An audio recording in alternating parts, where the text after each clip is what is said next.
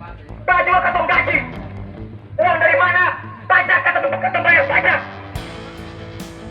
Ketemu sampaikan bos padong, kenyamanan dan ketertiban serta jalannya aktivitas daripada bapak-bapak ibu yang ada di kantor bupati.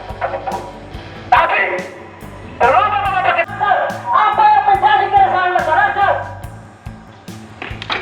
Bapak Bupati yang terhormat, kenapa kami datang menyampaikan aspirasi kami dihadang di luar? Sebenarnya gedung ini milik siapa?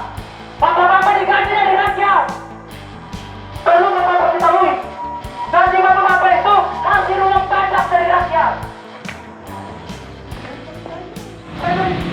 Apabila batang gunung Pernyataan sudah. mampu dikelola, mampu dikelola oleh pemerintah Kabupaten Buru, untuk Islam tidak mampu dijawab secara koefisien, tidak mampu terjawab secara konkret oleh pemerintah Kabupaten Buru. Bahkan himpunan mahasiswa Islam,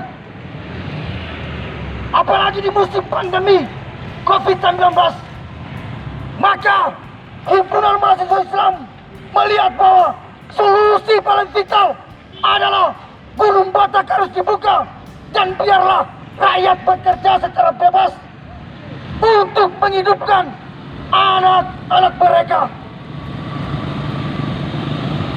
Sebab potensi emas Gunung Batak merupakan anugerah Tuhan yang harus dikelola sesuai dengan harapan masyarakat Kabupaten Buru kepada Pemda Kabupaten Buru agar mereka duduk bersama dengan DPRD Kabupaten Buru. Karena kenapa DPRD sampai hari ini tidak boleh dikonsumsikan dengan baik? Harus Gunung Batak dibuka. Nah, sekali lagi, apabila Korean kemudian seluruh corong ini dapat mengganggu seluruh aktivitas Bapak Ibu sekalian, kami memohon maaf yang sebesar-besarnya.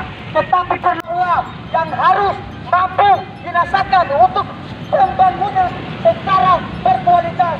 Maka dari itu, solusinya adalah Gunung Batak harus dibuka.